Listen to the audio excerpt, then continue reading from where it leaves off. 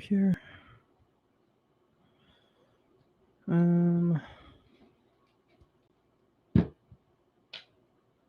Cool. And we are streaming.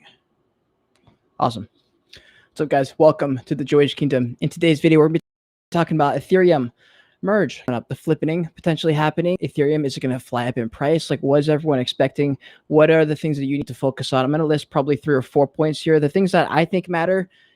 Not all the news is that relevant to the average trader, so I'm just going to deliver the information I think is important for you. So if you're excited to get into it, smash like this video, subscribe to the channel, join the kingdom. I can't play this. I'm trying to stream on TikTok, and I thought playing the screen would work, but it's like 3 seconds behind me, so I'm talking like this, and then I can see my face in the screen, so that's not going to work. Okay. Yeah, subscribe to the channel, join the kingdom. Make sure to follow me on Twitter if you're not. My Discord down below in the description. You're only hurting yourself, fam.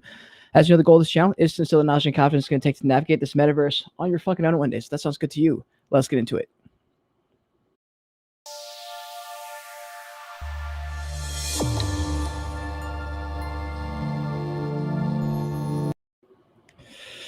Okay, let me get my screen here.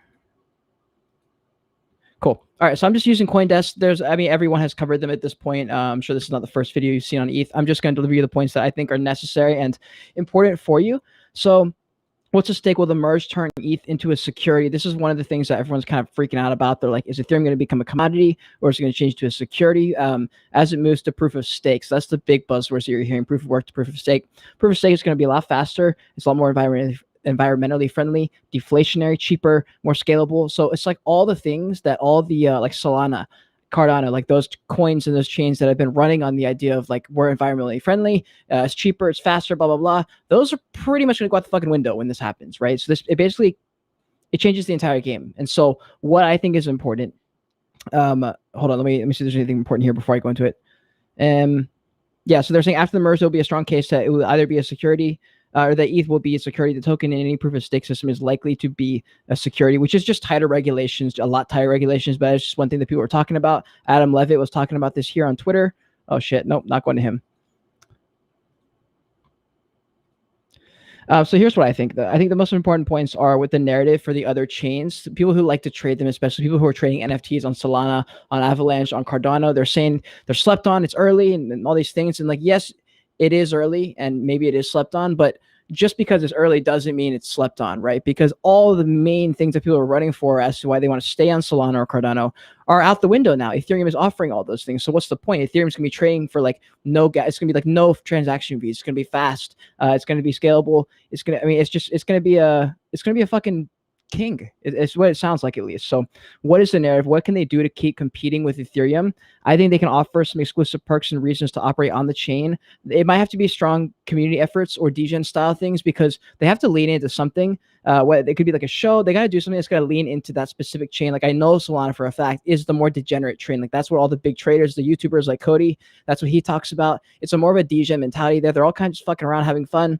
And the way people trade the coin is just an up and early young Ethereum. That's the narrative of it. So if they can do whatever kind of community efforts that are driven to get people to buy into that, to continue using the ecosystem, because if they don't, like people are just going to use ETH. Like it's been more tested and tried. It's bigger. It's got all the benefits the other chains. Or what would be the point of staying on Solana, right? And so that's what they're going to have to carve out. If they can't, another one is offering a minimum of 5% staking. I know people are terrified of staking right now because of what just happened with Celsius, with Voyager. Trust me, that shit was scary. I had thousands of dollars in, what do you mean, Bryce? Oh shit.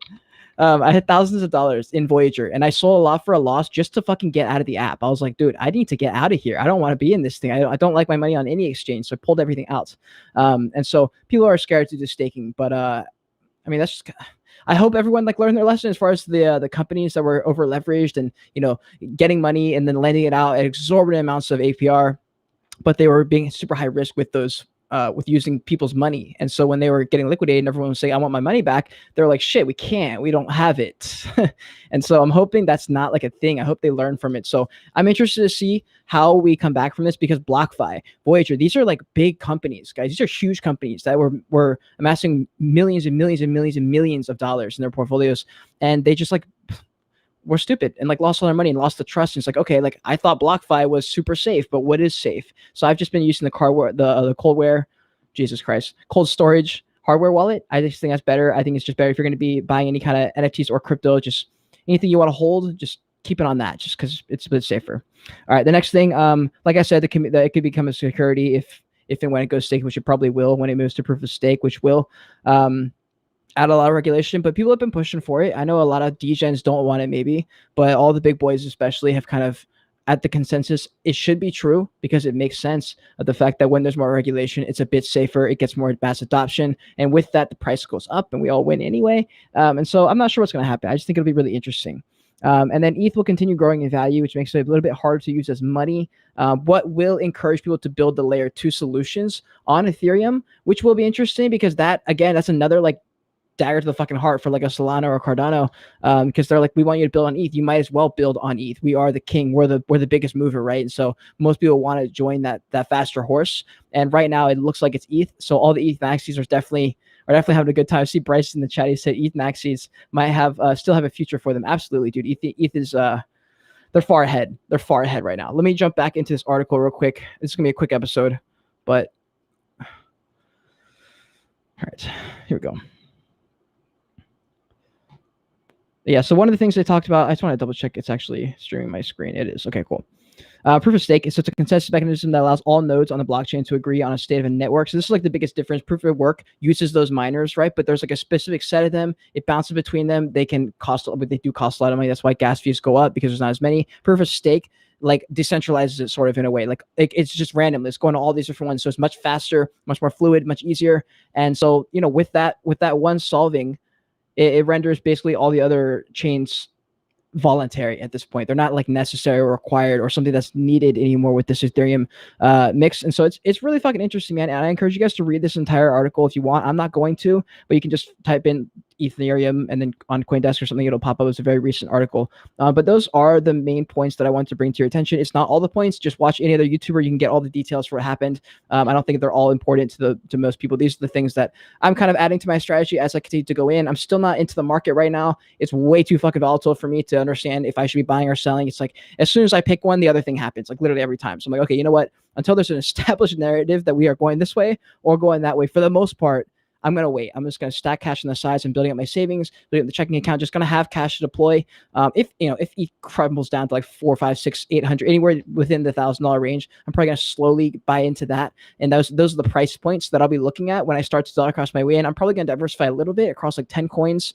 But this is not financial advice. This is just what I'm going to do. Things can change. You know, I thought maybe 4 months ago I would be dying. I would be like super hard into the crypto ecosystem during the bear market. But as we've seen, you don't know where the bottom can be. Like it crashed way lower than some people thought. And it also didn't crash as low as a lot of other people thought. So it's just super fucking speculative. So I'd rather just keep my money in cash. That's what I'm doing right now. That is just my personal thoughts. Remember, this is not financial advice, but if you did enjoy this video, subscribe to the channel, join the kingdom for more content. If you haven't already, smash the like button if you're in the chat. If you are still in the chat, you've been here since the beginning of the video, code word going to be flip for the potential / probably inevitable flipping of Ethereum to become the #1 crypto, guys. Thank you so much for being here.